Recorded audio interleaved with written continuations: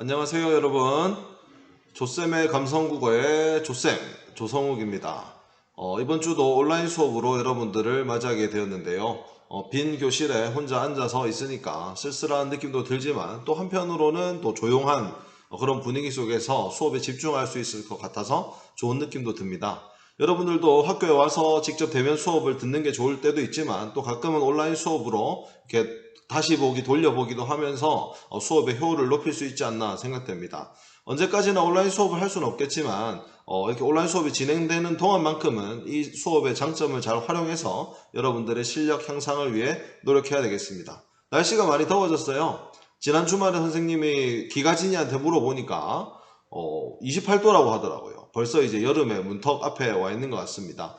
시원한 옷도 입으시고 또 물도 한 잔 드시면서 컨디션 조절하면서 오늘도 힘차게 수업을 시작해 보도록 하겠습니다. 자, 오늘은 여러분들 교재 109쪽 13일차를 펴도록 하겠습니다. 교재 109쪽 13일차. 여러분들 수업을 듣는 중에 거의 다 들을 때쯤에 과제가 형성이 됩니다. 출석 체크 따로 없는 거 알고 계시죠? 과제 제출이 곧 출석 체크니까 수업을 잘 듣고 여러분들이 수업을 들으면서 생각한 점, 느낀 점, 새롭게 배우게 된 점 혹은 질문이 있는 것들을 남겨주시면 선생님이 또 피드백도 해주고 확인도 하도록 하겠습니다. 미리 내면 안 되고 출석 체크를 안 하면 미인정 결과 처리되니까 출석 체크도 꼭 부탁드리도록 하겠습니다. 자, 그러면 본격적으로 수업에 들어가 보도록 하겠습니다. 자, 조쌤의 시를 소스에 찍어 먹는 시, 찍, 먹 수업. 오늘도 벌써 19회차가 되었습니다. 상당히 수업을 많이 했는데요. 오늘 드디어 대한민국 사람이라면 한 번은 들어봤을 만한, 한 구절을 들어봤을 만한 시인, 윤동주 시인이 등장을 하였습니다. 시인의 명성만큼이나 그분의 작품도 수능에 굉장히 자주 등장하고 있는데요. 무려 수능에만 모의고사랑 학력평가 빼고 수능에만 5건이나 출제가 되었을 정도로 문학성과 영향력을 인정받은 시인이라고 할 수 있겠습니다. 일제강점기라는 어쩌면 코로나보다도 더 힘든 이 시련 속에서도 항상 자기 성찰하시면서 아름다운 마음을 지키고자 했던 시인의 이 윤동주 시인의 내면을 오늘 함께 살펴보도록 하겠습니다. 그리고 또한 함께 나오는 이 김기택 시인도요. 수능에 2번이나 출제된 굉장히 유명한 문학성이 뛰어난 시인입니다. 선생님은 개인적으로 오늘만큼은 윤동주 시인의 시보다 이 김기택 시인의 시가 더 선생님한테 주는 메시지가 컸는데요. 물론 우리가 수능 문제를 풀기 위해서 문학 공부를 하고 있지만 그 과정에서 시를 깊이 감상하고 그 시인이 우리에게 이야기하고자 했던 바 혹은 그 이상의 것들을 얻어가는 것이 문학 수업의 목적이지 않을까 생각합니다. 자, 여러분 모두 수업 준비 완료됐나요? 우리 모두 힘차게 수업 준비 완료! 한번 외치면서 수업을 시작해 보도록 하겠습니다. 여러분 수업 준비 완료! 네, 함께 시작해 보도록 하겠습니다. 네, 혼자 소리치니까 좀 뻘쭘하네요. 아무도 안 지나가서 다행입니다. 여러분 여기 사진이 보이나요? 여기 사진 보입니까? 무슨 사진인 것 같습니까? 여기 이 아이가 뭔가 이 아이. 네, 휠체어입니다. 휠체어. 여러분 선생님 교무실에 와본 친구들은 알겠지만 여기 있는 이런 물건이라든지 여기 있는 이런 물건이라든지 이런 것들은 선생님이 개인적으로 소장하고 사용하는 물건들입니다. 여기가 선생님 자리였어요. 이게 2018년입니다. 2018년에 선생님이 연제고등학교에 처음 왔었는데요. 2018년 5월 22일 30년 넘게 선생님 30년 넘게 살았으니까 작은 깁스 한번 해보지 않았고 이번은 생각해 본 적도 없는 선생님이 체육대회를 하다가 오른쪽 종아리 근육이 파열되어서 병원에 입원한 적이 있습니다. 처음에는 조금 다쳤겠지 해서 일주일 정도 병원에 있으면 낫겠지라는 생각으로 학교에 전화를 하고 크게 좀 다쳤습니다. 좀 걷지를 못해가지고 일주일 정도는 학교에 못 나갈 것 같습니다. 그렇게 얘기를 했었어요. 근데 이게 일주일이 지나도 도저히 이게 땅을 디디고 살 수가 없었습니다. 이게 힘만 들어가도 너무나 이 오른쪽 종아리가 고통스러워가지고 샤워도 제대로 못했어요. 땅바닥에 앉아가지고 그 모유토에 가면 그 앉는 의자 있잖아요. 거기 앉아가지고 겨우겨우 진짜 하다가 혹시라도 발이 헛디디면 진짜 큰일 났었습니다. 정말 너무너무 아팠어요. 근데 이게 처음에 일주일 쉰다고 했다가 다리가 너무 아파서 일주일 연장하고 또 일주일 연장하고 하다 보니까 한 달 동안 학교에 못 나오게 되었습니다. 마음이 너무 좀 부담이 많이 됐었어요. 그래가지고 한 달이 지나고 나서 출근을 했는데, 지금 생각해보면 어떻게 그 다리로 학교에 출근을 해서 수업을 하고 업무 처리를 했는지 그때 선생님 자신이 정말 대단하다는 생각도 듭니다. 휠체어를 이렇게 타가지고 집에 나와서 그 트렁크를 열고 손을 짚고 한 다리로 서가지고 이 휠체어를 그 트렁크에 집어넣고 또 깽깽이로 운전석까지 가서 문을 열고, 아픈 오른쪽 다리였지만 어떻게 그냥 뒤꿈치로 이렇게 운전을 겨우겨우 해갖고 와가지고 정말 위험한 일이었는데요. 그렇게 출퇴근을 했습니다. 뭐 수업할 때도 휠체어 타고 복도를 우리 중간에 있는 엘리베이터가 운행이 안 되잖아요. 그래서 선생님 교무실이 지금의 2학년실에 있는 저쪽 끝에 있었거든요. 그래서 복도를 가로질러 가지고 반대쪽에 전층이 운행되는 엘리베이터를 타고 가면 뭐 아이들이 막 문도 열어주고 막 그랬던 기억이 납니다. 그때 그 선생님이 1학년 여학생들이 있는 3층에 교무실이 있었는데요. 근데 선생님 1학년 아이들 안 가르쳤거든요. 나중에 그 아이들을 선생님이 2학년 작년에 만났는데 그 아이들이 나를 그렇게 생각했답니다. 한 담임쌤한테 물었대요. 선생님, 이제 저 선생님은 못 걷는 거예요? 그렇게 생각해도 다리 아픈 선생님으로 많이 기억하고 있다고들 하더라고요. 그때 근데 다리는 다 낫지 않았지만 기말고사도 다가오고 또 그때 가르치고 있던 학생들도 걱정이 돼가지고 사실상 억지로 이제 학교에 나오게 된 거죠. 그래서 힘들게 학교에서 그 수업도 하고 업무를 하고 있는데, 하루는 담임을 하고 있는 아이들한테 수업을 할 때였는지 조종내 시간이었는지 정확하게 기억은 안 나는데 선생님이 엄청 화를 냈던 적이 있어요. 사실 지금 여러분 학년에는 한 번도 화를 낸 적이 없거든요. 사실 요새는 화를 잘 내지 않아요. 마음도 많이 내려놓고 많이 이해하려고 노력하고 있기 때문에. 근데 그때는 뭐가 그랬는지 하여튼 되게 화를 냈던 기억이 있어요. 샤워조차 제대로 하지 못하는 아픈 다리를 이끌고 휠체어까지 밀고 다니면서 학교에 나오는데, 내가 휠체어에 앉아서 이제 수업을 하다 보면 교탁 옆에 이렇게 높이가 낮으니까 아마 시야에 잘 안 들어오겠죠. 그때 또 막 수업 내용도 문법이고 이러다 보니까 아이들이 집중이 안 됐는지 굉장히 시끄럽고 막 질서가 없던 적이 있었어요. 학생이 되게 화를 냈던 것 같아요. 선생님이 올해 12년째 선생님을 하고 있는데 그 중에서 11년을 담임쌤을 했거든요.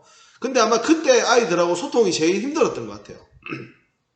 물론 2018년도가 중학교에서 생활을 마무리하고 고등학교로 올라와서 첫 해이기 때문에 고등학생이라는 학생 특성을 잘 파악하지 못했던 그런 점도 있었던 것 같긴 한데, 그 다음에도 선생님이 담임했던 아이들과 일부 아이들하고는 처음에는 좀 좋았는데 점점 나중에 가니까 좀 관계가 서먹서먹해지는 그런 경향이 있는 걸로 봐서 뭔가 선생님의 어떤 학급 경영 방식이나 마인드에도 문제가 있었던 것 같아요. 스스로는 노력하는 교사라고 생각하고, 사실 또 지금도 연락 오는 제자들도 되게 많아요. 첫 해 담임했던 신규 때 했던 아이들부터 해가지고 또 국제중학교에 있던 그 중간 4년 뭐 스승의 날에도 보내주고 뭐 평소에도 보내주고 인스타그램을 통해서도 얘기하고 또 직접 찾아오고 또 선생님 찾아오면 밥도 사주고 이런 제자들도 되게 많거든요. 근데 그 2년은 뭐 다리도 아프고 또 아이들하고 관계도 그렇게 썩 내가 생각했던 것만큼 잘 되지가 않으니까 굉장히 고민이 많았던 그런 시절이었던 것 같아요. 선생님이 그 네이버 블로그, 조쌤의 감성국어라는 네이버 블로그가 있어요. 지금은 이제 인스타그램이랑 유튜브 때문에 잘 쓰지 않는데 네이버 블로그, 페이스북, 인스타그램으로 매체는 조금씩 바꿔왔지만 교단에 서서 느끼는 감정들을 사진이나 글로 정리하면서 선생님 자신을 계속해서 성찰을 해왔거든요. 뭐 선생님을 하면서 기쁠 때도 있었지만 또 항상 그렇지만은 않았어요. 하지만 선생님이 힘들 때마다 잠시 멈춰서 가지고 생각을 하고 글을 쓰면서 내가 지금 제대로 가고 있는 것인가 생각했던 시간들이 있어요. 그렇게 멈춰서서 내 자신에 대해서 돌아보는 시간이 있었기에 지금도 조금이라도 바른 방향으로 가려고 애를 쓰고 있지 않은가 싶은 그런 생각이 듭니다. 여러분들은 선생님 어떻게 생각하는지 모르겠는데 선생님 나름대로 굉장히 노력을 많이 하고 있어요. 여러분들과의 관계도 그렇고 선생님 스스로의 수업 부분도 그렇고 나름 노력을 많이 하는 선생님입니다. 생각도 많이 하고요. 아마 내가 내 스스로가 잘못됐다, 부족하다는 어떤 그런 생각을 통해서 많이 성찰을 해서 그렇겠죠. 오늘 배울 두 작품은 이런 삶에 대한 고민이 담겨 있는 작품이에요. 윤동주 시인의 바람이 불어는 바람이 부는데 바람은 불어가는데 가만히 서 있기만 한 자신에 대한 비판이, 그리고 김기택의 새는 자유롭게 하늘을 나는 대신에 새장 안에 갇혀서 네 발 달린 짐승처럼 그냥 부지런히 걷기만 걸어가며 그것이 자신의 본 모습이라 착각하며 살아가는 새를 현대인들의 비유해가지고, 현대인들의 그 새에 비유해서 현대인들의 모습에 대한 비판이 드러나 있습니다. 여러분들은 주변을 쳐다봤을 때 다른 사람들은 막 힘차게 달려가는 것 같은데, 시대는 변화하는 것 같은데 나는 아무것도 하지 않는 것 같고 아무것도 이룬 게 없었던 것 같아서 두렵거나 무기력해진 적은 없나요? 아니면 어디로 가는지도 모르고 그냥 매일 눈앞에 목표만 쫓으면서 이것이 맞는 것이다, 난 잘하고 있다 라는 어떤 타성에 절어버린 그런 삶을 살고 있지는 않나요? 그런 여러분들에게 오늘 윤동주 시인과 김기택 시인이 메시지를 던져줍니다. 자, 선생님이 소스까지 마련해 놨으니까 여러분들이 먼저 한 3분 정도 줄 테니까, 문제가 2문제밖에 없어요. 시를 읽고 문제를 푼 다음에 선생님과 같이 시를 한 번 더 감상을 해보도록 합시다. 자, 여러분 3분 시작해 볼까요? 큐! 자, 여러분 문제 다 풀어봤나요? 일단 정답을 불러주자면 1번은 2번, 2번은 4번입니다. 2문제밖에 없는데 많이들 다 맞췄을 거라고 생각하지만 사실 약간 어려운 부분이 있어서 혹시 틀렸더라도 너무 실망을 하지 마십시오. 자, 그럼 선생님과 같이 한번 읽으면서 감상을 해보도록 합시다. 자, 먼저 윤동주의 바람이 불어 한번 읽고 감상을 해보도록 하겠습니다. 바람이 어디로부터 불어와 어디로 불려가는 것일까? 바람이 부는데 내 괴로움에는 이유가 없다. 내 괴로움에는 이유가 없을까? 단 한 여자를 사랑한 일도 없다. 시대를 슬퍼한 일도 없다. 바람이 자꾸 부는데 내 발이 반석 위에 섰다. 강물이 자꾸 흐르는데 내 발이 언덕 위에 섰다. 윤동주의 바람이 불어. 어떻습니까, 여러분? 시를 읽고 어떤 느낌이 떠오르나요? 한 단어로 말해볼 수 있을까요? 반성, 성찰, 답답함, 바람, 두려움, 이런 단어들이 있을 것 같은데요. 한번 살펴보도록 합시다. 화자가 어떤 상황인지 생각해 보세요. 먼저 1년입니다. 바람이 어디로부터 불어와 어디로 불려가는 것일까? 화자가 어떤 곳에 있는지 정보는 나타나 있지 않지만 지금 화자가 하고 있는 게 하나 있습니다. 뭐죠? 바람을 느끼고 있는 겁니다. 화자가 있는 곳은 바람이 부는 곳이고요. 거기에 있어서 바람이 불어왔다가 바람이 불어가는 것을 느낍니다. 이 말인즉슨 화자는 바람이 불어있는 곳에 가만히 서 있을 확률이 높습니다. 그리고 그 바람이 부는 것을 통해서 화자는 생각을 하게 됩니다. 바람은 부는데 내 괴로움에는 이유가 없다. 자, 화자가 지금 느끼고 있는 감정, 생각이 뭐죠? 괴로움입니다. 어쩌면 화자는 괴롭기 때문에 바람이 불어오는 언덕에 올라가서 자기를 돌이켜보고 싶었는지도 모릅니다. 화자가 서 있는 그곳에 바람이 불어올 때 화자는 괴로움이라는 감정을 느끼게 됩니다. 그리고 이 괴로운 감정이 왜 생기는 걸까 생각을 하게 되고 성찰을 하게 되는 거예요. 바람은 부는데 나는 왜 이렇게 괴롭지? 나는 왜 이렇게 힘들지? 그리고 또 이유가 없다라고 말했지만 다시 물어보죠. 내 괴로움에는 과연 이유가 없을까? 진짜 이유가 없을까? 그 말은 뭡니까? 이유가 뭘까? 정말 궁금한 겁니다. 자, 우리가 괴로움을 느끼는 경우는 많이 있습니다. 그중에서 가장 인간의 감정 중에서 괴로움을 많이 느끼게 되는 게 사랑하는 사람과의 이별이랍니다. 연인과의 이별일 수도 있고, 사랑하는 부모님과의 이별일 수도 있고, 형제 자매와의 이별일 수도 있겠죠. 근데 이제 우리가 가장 많이 부르는 감정이 남녀 간의 사랑. 남녀 간의 사랑에서 뭔가 이렇게 잘 소통이 되지 않을 때, 혹은 헤어졌을 때, 사람은 굉장한 괴로움을 느끼게 됩니다. 근데 그런 게 아니라고 얘기하고 있어요. 단 한 여자를 사랑한 일도 없어요. 그리고 이 시대가 슬프다고, 이 상황이 슬프다고 한 일도 없다라고 합니다. 믿어줄 수도 있는데요. 사실 윤동주가 살고 있었던 시대를 생각해 본다면 그 시대를 슬퍼하지 않기가 힘듭니다. 물론 이 작품만 보면 그렇게 해석하는 게 좀 섣부른 판단일 수는 있겠으나 윤동주가 살아온 삶이나 시대적 배경이 일제강점기를 생각한다면 시대를 슬퍼한 일도 없다라기보다는 반어법, 이 시대가 슬퍼한 일도 없다지만 그냥 자기가 그렇게 생각하고 싶지 않았을 뿐 실제는 어떤 시대에 대한 걱정의 확률이 매우 높습니다. 하지만 일단 그런 것들은 보기로 주어질 부분들이니까 넘겨두고 한 여자를 사랑할 일도 없고 시대를 슬퍼한 일도 없다라고 칩시다. 별다른 이유가 떠오르지 않습니다. 괴로운 이유를 이제 이 다음 연부터 말해줍니다. 바람이 부는데 지금까지는 바람이 분다라고 생각했는데 여기에 단어가 추가됩니다. 어떤 단어죠? 자꾸입니다. 바람은 자꾸 불어갑니다. 바람은 자꾸 움직입니다. 자꾸 지나가는데 지금 화자는 어떻습니까? 반석은 아주 평평한 딱딱한 돌입니다. 여기에 지금 화자가 서 있는 거예요. 바람은 자꾸 불어가는데 내 발은 움직이지 않는구나. 내 발은 평평한 곳에 서 있구나. 강물은 자꾸 흘러가는데 나는 어떤 언덕 위에 강물의 흐름을 타지 못하고 서 있구나. 나는 움직이지 못하는구나. 나는 흘러가지 못하는구나. 나는 영향력을 발휘하지 못하는구나. 나는 뭔가 시대의 흐름에 편승하지 못하는구나. 세월을 쫓아가지 못하는구나. 나는 그냥 서 있구나. 무기력하고 의지가 없이 어떻게 해볼 수도 없는 자신의 어떤 섬과 같은 자신의 모습에 무기력함을 느끼고 괴로움이 거기로부터 오고 있다라고 말하는 것으로 봐야죠. 무기력하고 무력한 자신의 모습. 바람이나 강물처럼 흐르지 못하고 정체되어 있는 자신의 모습에서 괴로움의 이유를 찾고 있는 윤동주의 바람이 불어입니다. 네.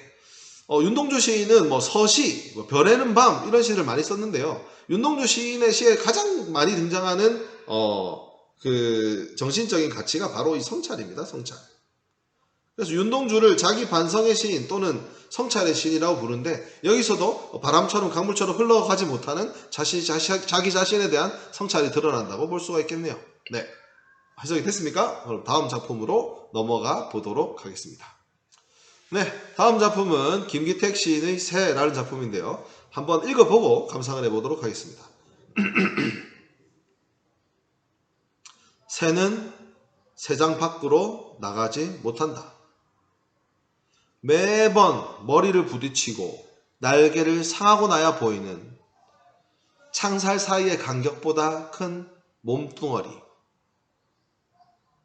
하늘과 산이 보이고 울음 실은 공기가 자유로이 드나드는, 그러나 살랑거리며 날개를 굳게 다리에 매달아 놓은 그 적당한 간격은 슬프다.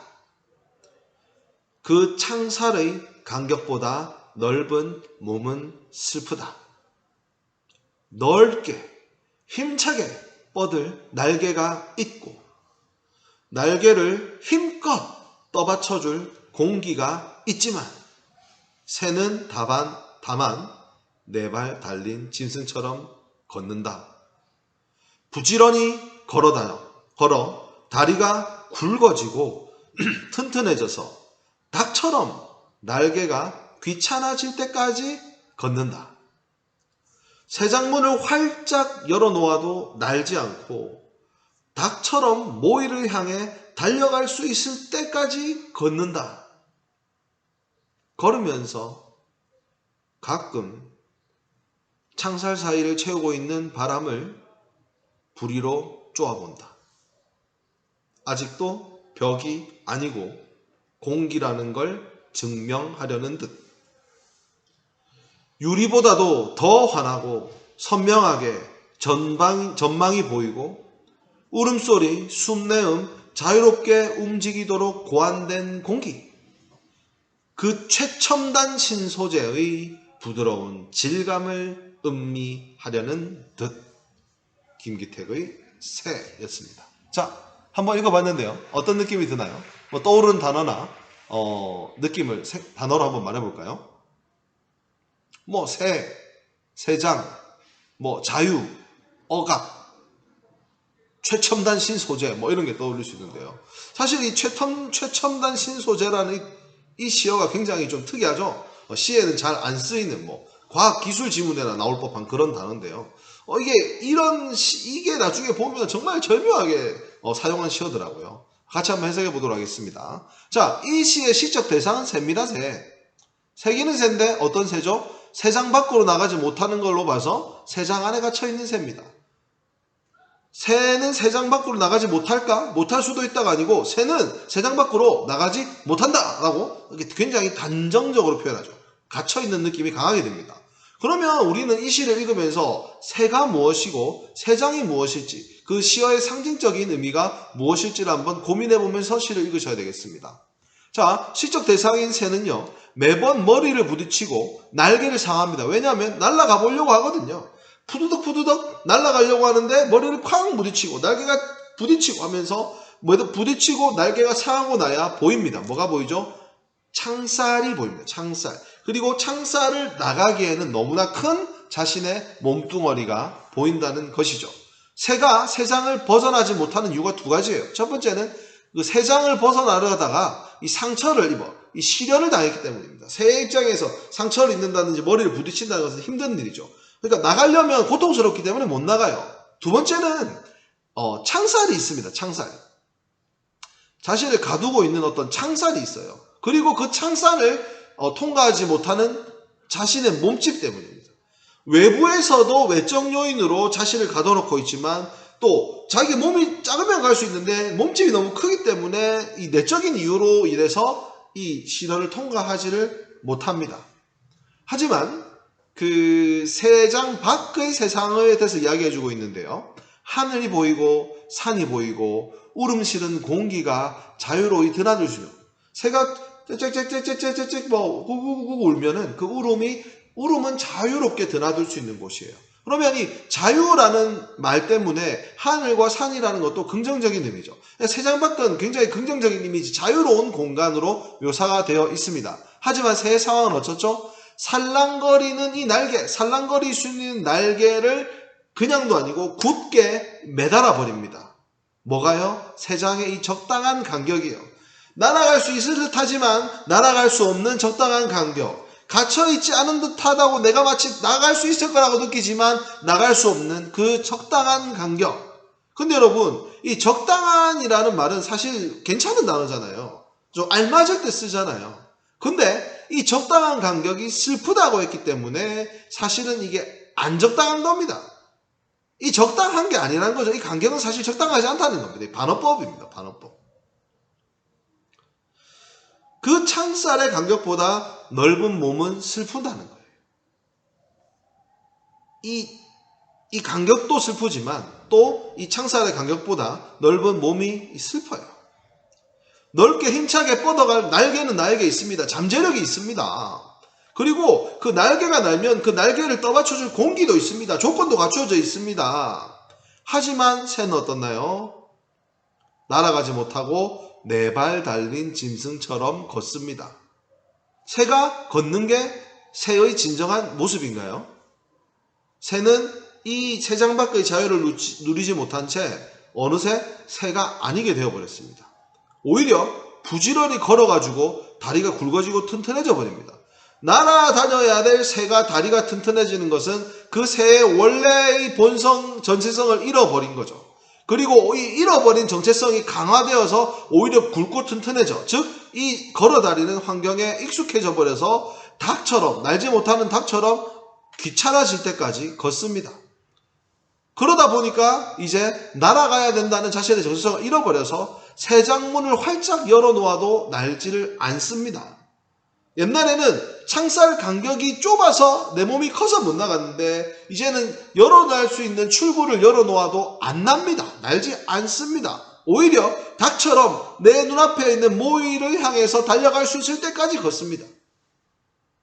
모이는 당장 좋은 거죠. 사실 세장 밖으로 나가면 훨씬 더 좋은 먹이가 많이 있는데 그냥 내 눈앞에 있는 이 먹이를 쪼으려고 그냥 튼튼하게 뚝딱 뚝딱 뚝딱 걸어가는 거예요. 훨훨 날아야 될 새가 날개는 착 붙인 채 뚝딱 뚝딱 뚝딱 이렇게 걸어가고 있는 겁니다. 새의 정체성을 완전히 잃어버린 것이죠.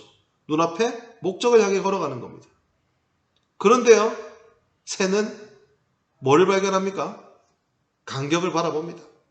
그렇게 걸어가면서 모이를 쫓아 걸어가면서 가끔은 창살 사이를 채우고 있는 바람을 부리로 쪼아봐. 이 상살의 틈 사이로 거기 부리를 이렇게 훅 내본다는 거예요. 그래, 나갈 수 있는 곳이지. 나는 날 수 있는 새지. 아직은 벽이 아니야. 난 나갈 수 있을 거야. 내가 마음만 먹으면 언제든지 창살만 열리면 나는 멋지게 날 수 있어. 나는 이 공기를 탈 수 있어. 이건 벽이 아니거든. 그러니까 나는 그냥 잘 있는지 확인해 보는 거예요. 나는 언젠가 날아갈 수 있을 거라고 생각하는 거죠. 어떻게든 될 거라고 생각하는 거죠. 어떤 공기인가요? 그 부위로 쫓는 어떤 공기인가요? 유리보다도 더 환해요. 당연하죠. 유리보다 창살은 비어있는 공간이니까 얼마나 환하겠어요. 그리고 밖으로 보면 전망이 보입니다. 이상한 타이밍에 총이 치네요. 유리보다도 더 환하고 선명하게 전망이 보이지, 창살 밖으로 보면. 그리고 내 울음소리, 숨내음이 자유롭게 왔다 갔다. 공기가 잘 통하잖아요, 창살을 통해서. 그 공기에 완벽한 공기예요. 최첨단 신소재예요, 최첨단 신소재. 부드러운 질감. 뭔 말입니까? 새는 마치 이 새장이 이제 아늑한 공간으로 느끼는 거예요.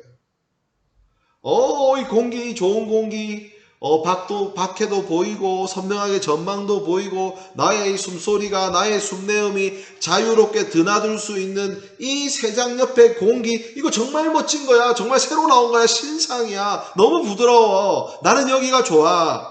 라고 생각하게 된다는 거죠. 그런데 어떻습니까, 여러분? 음미하려는 듯에서 사실은 그런 게 아니라는 것을 말해주고 있어요. 진짜 맑은 공기, 진짜 좋은 광경은 새가 날개를 펼치고 새장 밖으로 갔을 때 느낄 수가 있습니다. 맑은 공기는 창살 밖에 있잖아요. 근데 새는 자기가 잘하고 있다고 착각하고 싶은 거예요. 아, 여기 진짜 좋은 거 있는데? 이 진짜 최첨단 시설인데? 여기 내가 마음만 먹으면 나갈 수도 있고, 이 공기 이거 얼마나 좋아. 창살 밖 정말 깨끗하고 잘 보여. 나의 숨소리도 드나들 수 있어. 착각입니다. 사실은 그렇지 않은 거예요. 최첨단 신소재라는 단어가 긍정적으로 쓰인 것 같아요? 아니면 부정적인 것 같아요? 보통 최첨단, 신 이런 말들은 기술적으로 좋은 의미로 쓰이지만 여기서는 아닙니다. 새가 착각할 정도로 멋진 환경을 갖추어 주고 있다는 거예요. 새가 자기가 새인지 모를 정도로, 자기의 꿈이 무엇인지 모를 정도로, 내가 원래 하고 싶었던 게 무엇인지, 자신이 진짜 누군지 모를 정도로 그냥 이 상황이 다람쥐가 쳇바퀴 굴러가듯이 굴러가는 이 일상이 당연하고 안정적이고 포근하고 따뜻하다고 느끼는 최첨단 신소재로 만들어져 있다는 거죠. 마치 우리가 이 현대 문명에 쩔어서 내가 하고 있는 이것이 나의 꿈보다는 그냥 내가 편안한 것이 좋다고 생각하고 그냥 내 일상에 만족하며 살아가는 우리와 같은 현대인들을 비판하는 거예요. 너 새장에 갇혀있는 존재라는 거죠. 사실은 날아다녀야 되는 존재들인데 갇혀있다는 그 얘기를 김기택 시인이 해주고 싶습니다. 너무 멋지지 않습니까? 새장의 새를 보고 인간이라고 말할 수는 있지만, 비유해낼 수 있지만, 그런 것들을 이러한 단어로 표현해내는 것은 시인의 영역이 아닌가 생각이 됩니다. 정말 멋진 시였습니다. 자, 감사한 것을 바탕으로 문제를 풀어보도록 하겠습니다. 자, 디저트로 이과심하기 1번 문제. 다음에 제시된 선생님의 안내에 따라 기억에서 미음을 탐구한 내용으로 적절하지 않은 것은? 자, 다음 선생님 안내를 볼까요? 공기와 바람은 눈에 보이지 않지만 사물의 움직임을 통해서 지각 깨닫게 되고 계속 움직이며 대상에 영향을 주는 힘, 이게 공기와 바람입니다. 로 인식되기도 합니다. 이런 속성이 시에 어떻게 활용되느냐? 즉, 이 움직인다, 영향을 준다, 눈에 보이지 않는다, 움직임을 통해 지각된다, 이러한 속성들을 아마 선택지에 갖고 올 겁니다. 그리고 그거하고 관련이 있는 구절을 갖고 올 테니까 그 두 개가 잘 연결되는지 보도록 합시다. 자, 1번. 기억에서는 움직임이라는 바람의 속성을 괴로움이라는 내면의 흔들림을 지각하게 되는 계기로 활용하고 있다. 자, 여러분 기억 한번 보십시오. 기억이 뭐예요? 바람이 부는데 내 괴로움에는 이유가 없다입니다. 자, 바람이 부는데 내 괴로움에는 이유가 없다. 자, 바람의 속성은 뭐죠? 움직임, 바람이 부는 데입니다. 그런데 이 바람은 부는데 나는 괴로워요. 바람이 부는 것을 느끼면서 내가 괴로움을 느끼고 있는데 이 이유가 뭔지 생각하게 되잖아요. 그러니까 바람이 부는 그 움직임을 통해서 그 바람을 지각하고 그와 대비되는 현재 나의 상황, 나의 괴로움을 깨닫게 되는 계기가 되기 때문에 2번은 적절합니다. 자, 2번 니은입니다. 니은. 바람이 자꾸 부는데 내 발이 반석 위에 섰다. 자, 이게 끊임없이 움직이는 바람의 속성, 자꾸 부는데 요까지는 맞습니다. 내 발을 반석 위로 이끄는 힘, 내 발이 반석 위에 섰다라는 게 내가 바람에 날라서 반석 위에 섰으면 2번이 맞는 거예요. 하지만 바람은 부는데 내 발이 반석 위에 서 있는 것은 부는 바람과 가만히 서 있는 나 자신이 대조적으로 표현된 부분이지 바람이 발을 반석 위로 이끈다는 내용은 찾아볼 수가 없습니다. 그러므로 이것은 부적절. 정답은 2번입니다. 자, 3번. 디귿에서는 자유롭게 창살 사이를 이동하는 공기의 속성을 새가 처한 상황을 부각하는 데 활용하고 있다고 했는데요. 자, 여러분들 디귿은 뭡니까? 디귿. 울음 실은 공기가 자유로이 드나드는. 울음 실은 공기가 디귿에서는 자유롭게 창살 사이를 이동하는 공기의 속성 나오죠. 울음 실은 공기가 자유롭게 드나드니까. 근데 이걸 새가 처한 상황을 부각한답니다. 새가 처한 상황이 바로 그 디귿 뒤에 나옵니다. 살랑거리며 날개를 굳게 다리에 매달아 놓은. 새는 날아가지 못하고 날개를 다리에 매달아 버렸습니다. 울음 실은 공기가 자유롭게 드나드는데 비해서 새는 날개를 굳게 다리에 매달아 놓았기 때문에 이게 대조적으로 이 새가 처한 자유가 없는 상황이 부각되는 거예요. 그러니까 적절하죠. 4번 리을입니다. 리을에서는 날개를 힘껏 떠받치는 공기의 속성을 활용했다고 했는데 리을 말 그 자체가 리을 보세요. 날개를 힘껏 떠받쳐줄 공기 그대로거든요. 이 말 그대로 지금 리을입니다. 이걸 통해서 새의 날개가 공기의 힘을 이용할 수 있음을 암시. 맞잖아요. 날개를 힘껏 떠받쳐 줄 수 있는 공기이기 때문에 새의 날개가 공기의 힘을 이용할 수 있는 거예요. 사실 이게 새의 본질인데 그렇지 못하다는 게 이 시의 내용이잖아요. 4번도 맞습니다. 5번 미음에서는 보이지 않지만 존재하는 바람의 속성. 자, 걸으면서 가끔 창살 사이를 채우고 있는 바람을 부리로 쪼아본답니다. 보이지는 않죠. 보이지는 않지만 뭐를 통해서 할 수 있는 거죠? 창살 사이를 이렇게 왔다 갔다 하는 그런 존재하는 바람. 보이진 않지만 존재하는 바람의 속성 맞아요. 근데 창살 사이의 빈 공간을 쪼는 새 동작의 의미를 부여한다. 맞잖아요. 바람은 보이진 않지만 거기를 부리로 쪼아보는 새가 뭐지? 이 동작입니다. 새의 동작이 이 벽이 아니고 공기를 증명하라는 의도가 있다고 그 다음 줄에 나와 있죠. 이 공기의 속성을 활용해서 보이진 않지만 존재를 한다는 것을 확인하려고 하는 새의 어떤 움직임, 그런 것들의 의미를 부여하고 있다고 볼 수가 있겠습니다. 그래서 정답은 2번 되겠습니다. 자, 다음 문제 보도록 하겠습니다.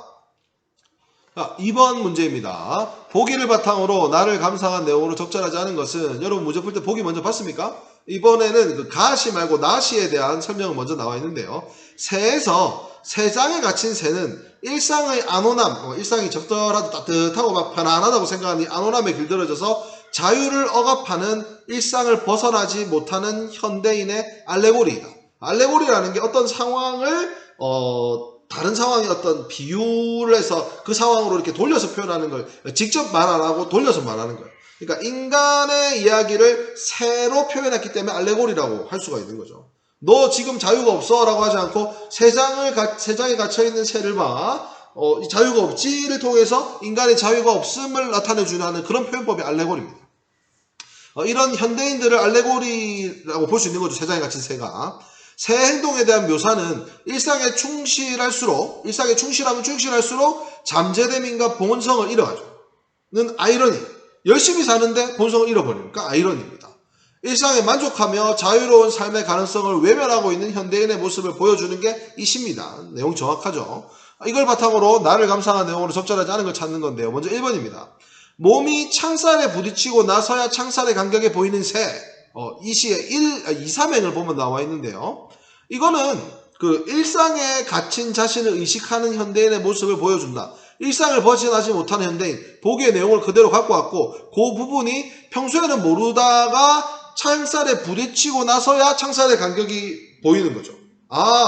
내가 갇혀있네 라는 것을 알게 된다고 말하는 거니까 적절하다고 볼 수 있겠습니다. 자, 2번.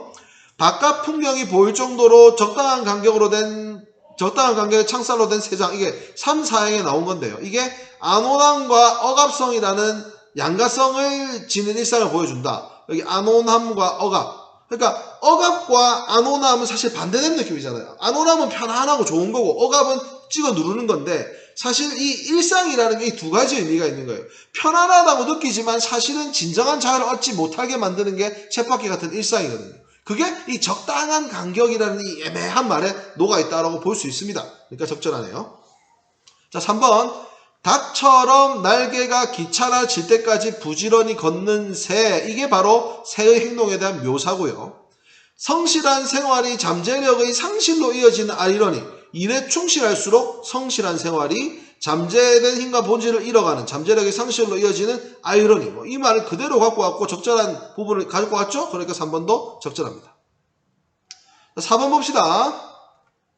새장문이 열려도 날지 않고 모의를 향해 달려갈 수 있을 때까지 걷는, 지 힘이 다 될 때까지 최선을 다해 걸어가는 이 새는 자신의 본질에 충실하다 보니 오히려 자유를 상실하게 되는 상황을 보여주는군. 자, 일상에 만족하며 자유로운 삶의 가능성을 외면하는 게 요거거든요. 새장문이 열려도 모의를 향해 달려가는 거거든요. 근데 여기서 뭐가 틀렸냐면 요 부분이 틀린 거예요. 요 부분. 여러분, 그 성실한 게 그 자신의 본질에 충실한 건 아닙니다. 여러분, 새의 본질은 뭡니까? 새의 본질은 fly죠, fly. 날아가는 거예요, 날아가는 거. 근데 여기 모의를 향해 달려갈 수 있게까지 걷는 이 지칠 때까지 끝까지 네 발로 걸어가는 게 새의 본질입니까? 아니죠. 그러니까 새의 본질은 플라인데 지금 여기에서는 끝까지 걸어간다 이 워크를 갖고 왔으니까 본질에 충실했다고 보기는 힘들죠. 그래서 이 부분 때문에 4번이 거짓이 되는 겁니다. 그러니까 4번이 4번이고요. 5번은 왜 맞는가 봅시다. 하늘을 자유롭게 날도록 날개를 밀어 올리는 공기를 음미하는, 여기는 음미의 대상으로만 여기는 새. 이게 마지막 부분이죠. 하늘은 사실 자기가 푸르게 날아가야 될 새 본성을 마음껏 펼치는 곳인데 지금은 어떻게 합니까? 공기 좋아.